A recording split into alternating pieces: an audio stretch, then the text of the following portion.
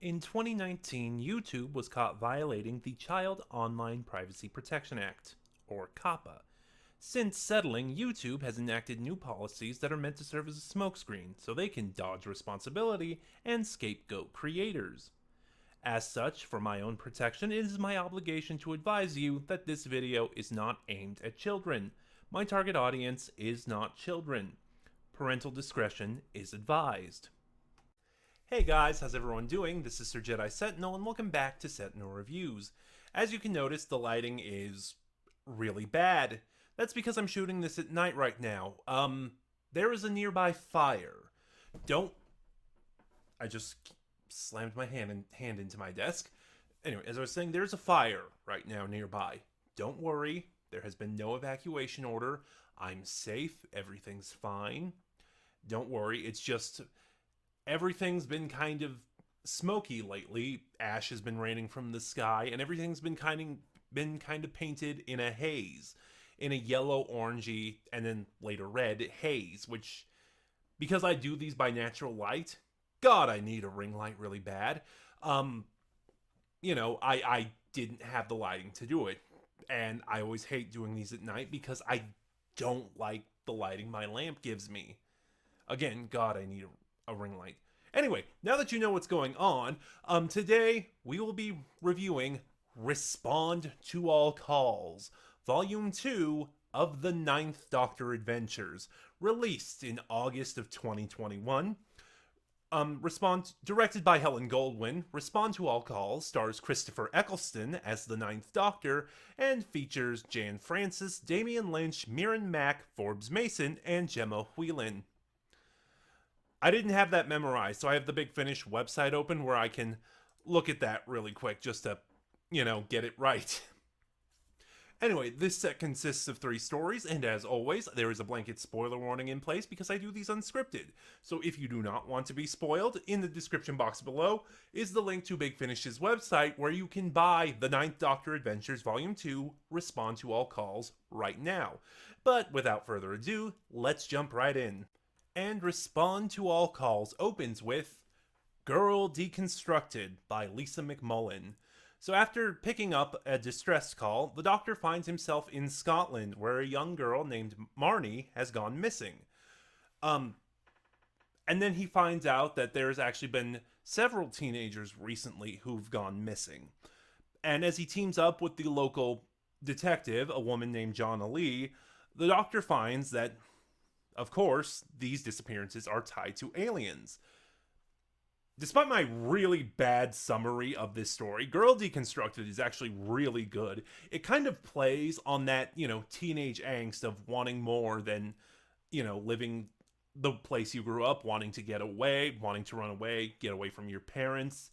And it does that beautifully, especially by the stellar performance from Pearl Appleby, who plays Marnie, the initial girl who goes missing.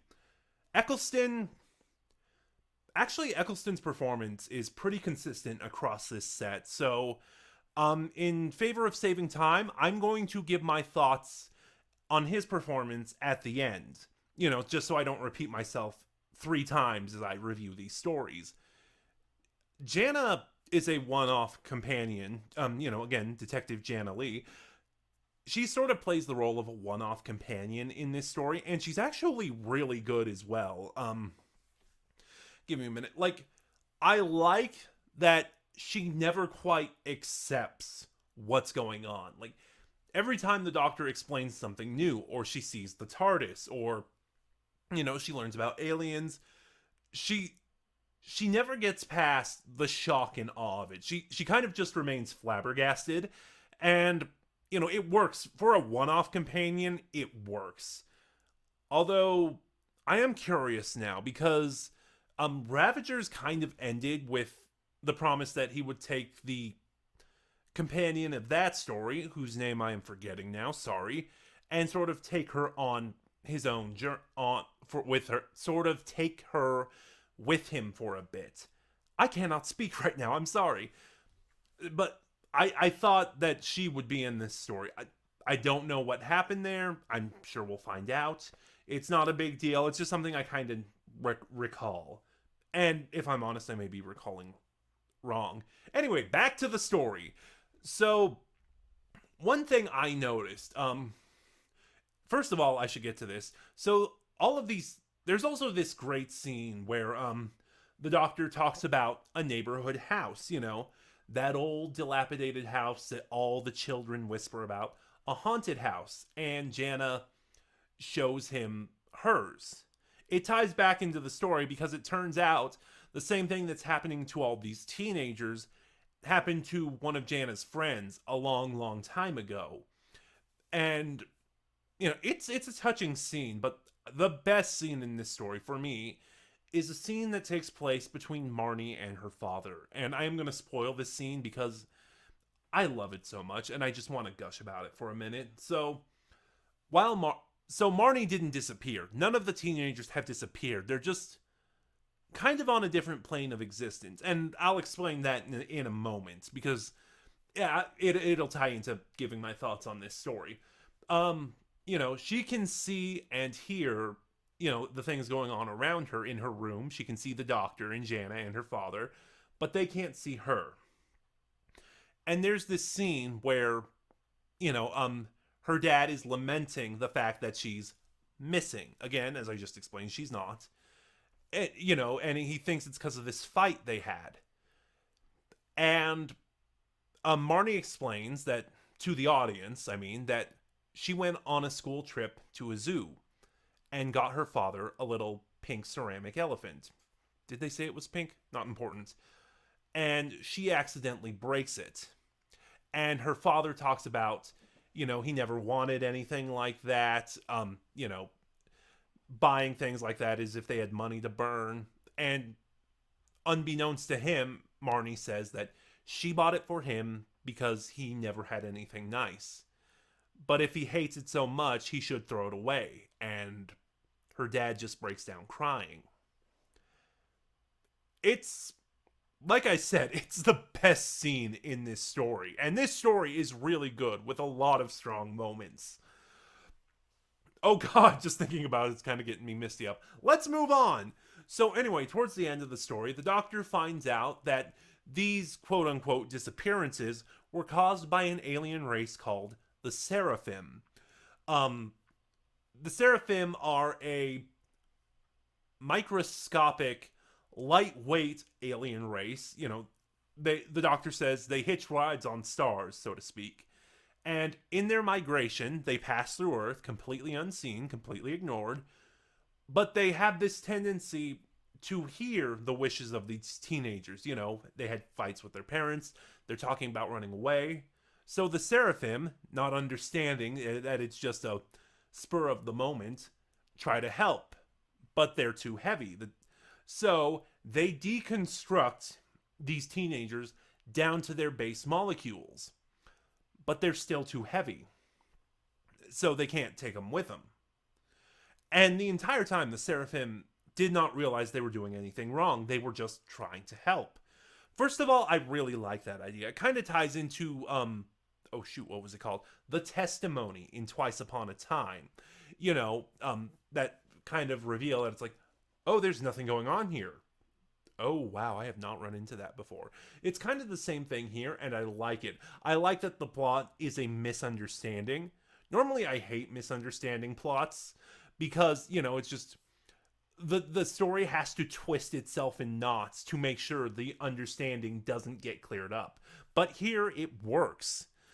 And thinking of it too, this story has a lot in common with another Ninth Doctor story, a TV episode, The Unquiet Dead. Although personally, I think this is a lot better than The Unquiet Dead because it doesn't have that awful third act twist where the aliens revealed they were evil all along. Next up, Fright Motif by Tim Foley. This story sees the Doctor in post-World War II France investigating something involving a rift. Now, real quick, ultimately that rift is not important. It's only mentioned once in the entire story in a throwaway line. It's what came out of the rift that the Doctor is trying to track. So the Doctor comes across an American musician named Artie Berger, who's kind of that sensitive musician. Kind of literally. he describes himself as having sensitive ears, and sort of loud noises really kind of pain him. Like the Doctor can't really use the sonic screwdriver because it hurts Artie to listen to. I'm kind of getting ahead of myself on Artie though. The Doctor tracks whatever he's tracking. I'm building up to it into a hotel, and that's shoot. This one's kind of tough to talk about because the plot goes all over the place. It's not disjointed or anything, but it's just kind of hard to sum up briefly. Fright Motif is a great story, though. I do want to say that. Anyway, along the way, the Doctor kind of, to look for what he's hunting, teams up with this musician, Artie Berger, who is somehow connected to what it is the Doctor's hunting. Artie's friend, Isabel, or Zazzy, played by the brilliant Gemma Whelan, and the hotel's concierge, Maurice. There we go. I almost forgot his name for a second. So it turns out what the Doctor is hunting is kind of a sound wave monster. There's really no other way to describe it because the story itself doesn't describe it, which is actually a benefit to the story because it kind of gives it this sort of Lovecraftian cosmic horror element to it, and it's really effective.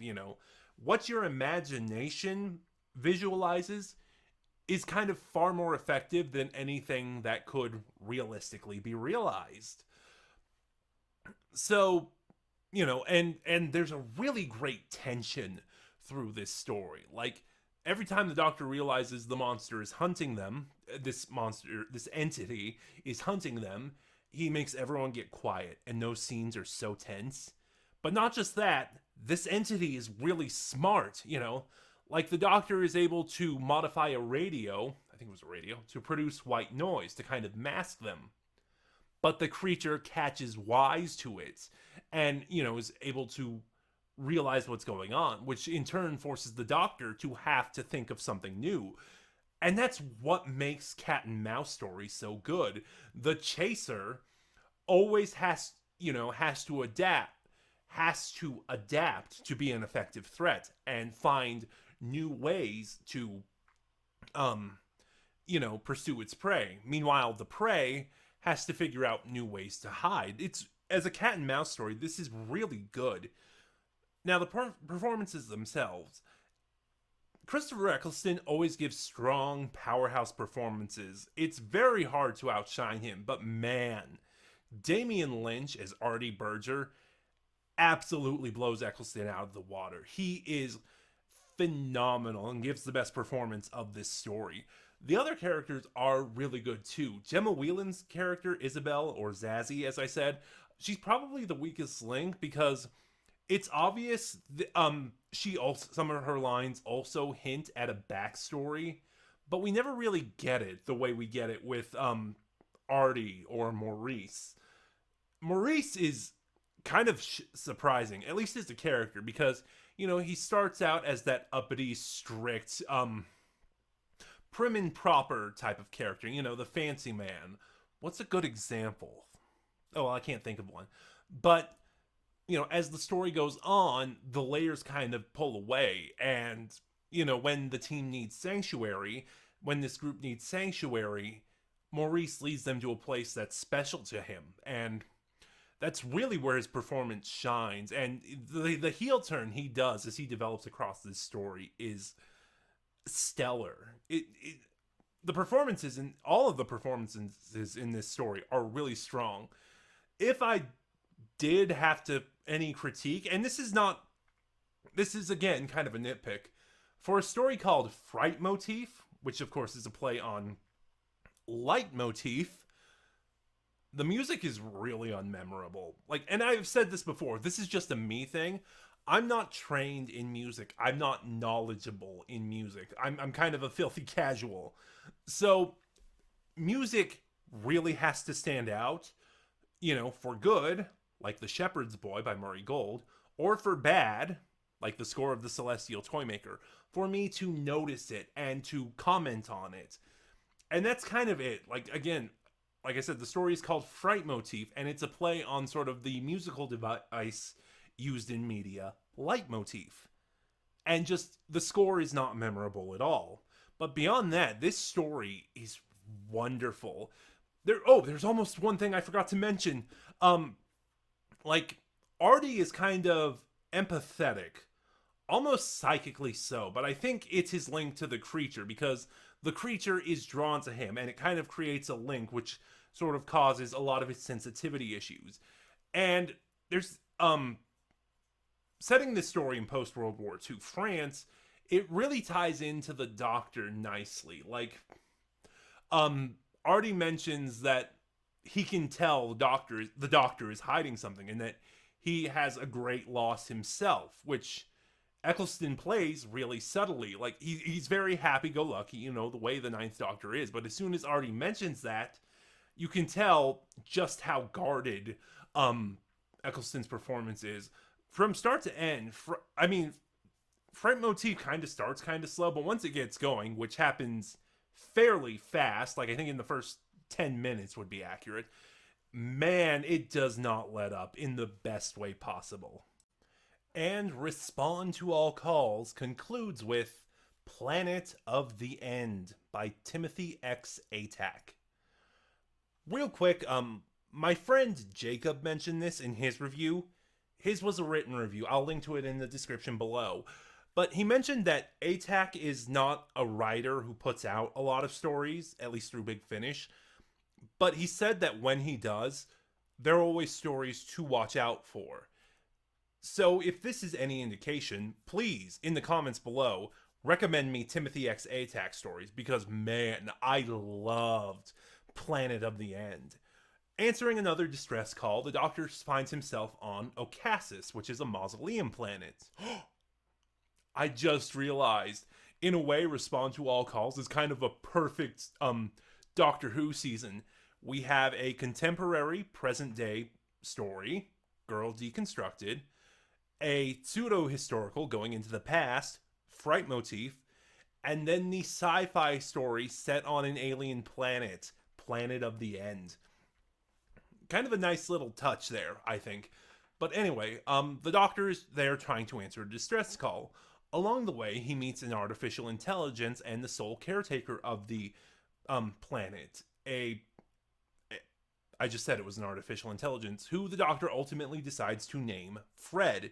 Fred is an amazing character, and let me pull up the page real quick. I want to make sure I get the actress's name right. Margaret Clooney. Oh, she was so good as Fred.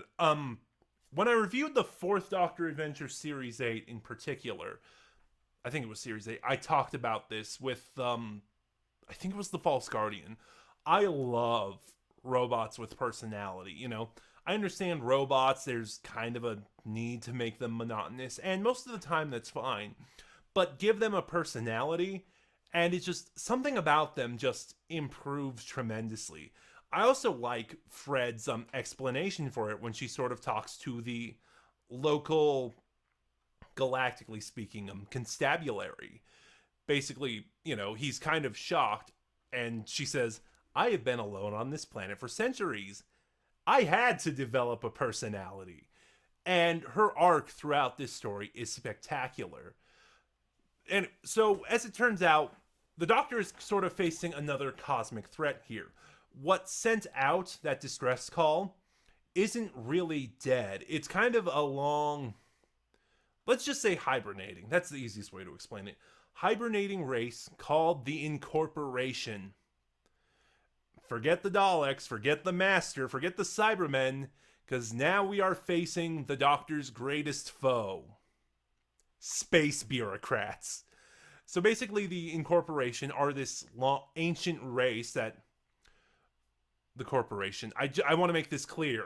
The Incorporation. Incorporation. It's kind of a pun. Yeah, it's kind of a pun. But, yeah, they treat everything like a business. And when the Doctor becomes incapacitated, I'm ghosting over this really fast, they try to steal his body. And as they're talking about it, they explain it in terms like, we rewrote our contract with death. Basically, they want a regenerative race like the Time Lords, for example, to, you know, which would essentially bring them back to life. Um, and there's another really good cat and mouse element here. It's not quite a chase like Fright Motif is, excuse me, but you can tell the Doctor is trying to outsmart the Incorporation, but the Incorporation always seems 5 steps ahead of him. Like, they're really good villains, and I would like to see a way for them to come back. They kind of can't because of their story, but I think it would be interesting to see them do more, just because they are really cunning, and you know, I like cunning villains. That's simple enough as it is. There's also a cop. I forget. Oh, Sancrosanct. That's his name, or that's the race's name, I think. The Doctor is also the Ninth Doctor is at his most boisterous here. Like, he had his moments throughout the first 2 stories, but in Girl Deconstructed, he was really acerbic, which isn't a problem. Like, I kind of noticed that in how acerbic he is, there's something very similar to the first Doctor about him, which is a nice touch.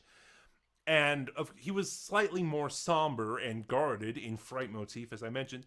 And here he's at his most bubbly and bouncy. And this is where the fun side of the Ninth Doctor shines through. Where was I going with that? Wow. There's really not much more to say because, of course, once the Doctor figures out what the Incorporation's up to, he comes up with a clever plan to stop them, a plan that brings Fred to life. And the chemistry at the start and the end of this story between the Doctor and Fred is really cute. Like, she's another really good one-off companion. I thought about doing a video of ranking some of my favorite one-off companions. I ultimately decided to drop it because there's so many variables into what could make a one-off companion, as well as rules that you can break because they're one-off companions. But I think if I were to make that video, Fred would probably make that list. Yeah, there's really not much more to say, despite how much I love this story. Just from beginning to end, it's consistently great. Like, this is probably the most fun story in the set.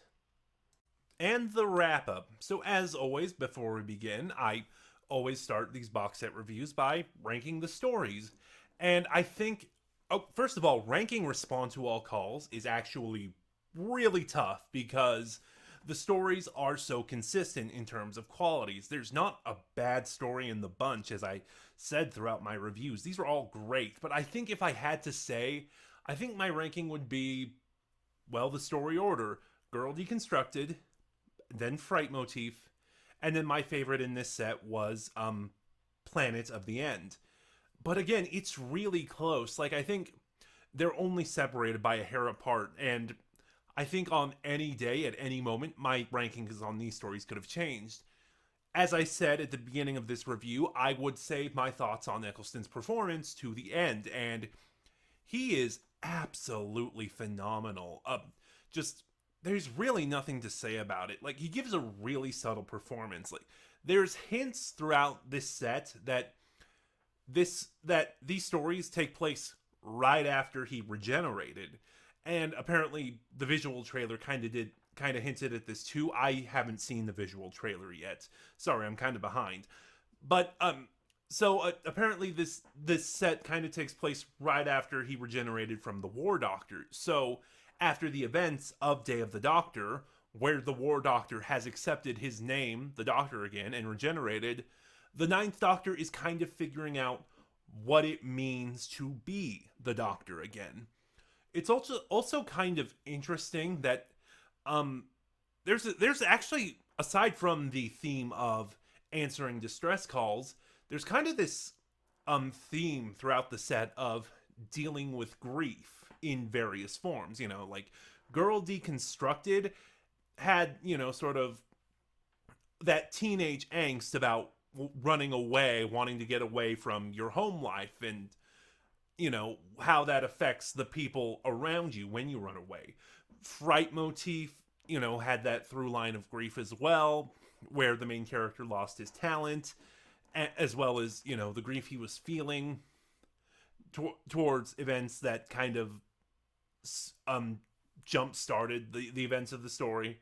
And then, of course, Planet of the End was much more literal, with it being set on a mausoleum. Boy, now that I say it out loud, there's the through line, and that sort of theme of grief and loss is not as strong as I initially thought it was. Overall, so as you saw in my Ravagers review, I actually really liked Ravagers. I thought it was a decent start to the set. Respond to All Calls is a massive improvement by heaps and bounds. And it's got me really looking forward to what is coming next. Especially because now we just got the announcement that Volume 3, I think it was called Lost Warriors, will have the Ninth Doctor, because he didn't do it in the series, finally face the Cybermen. And I'm really looking forward to that.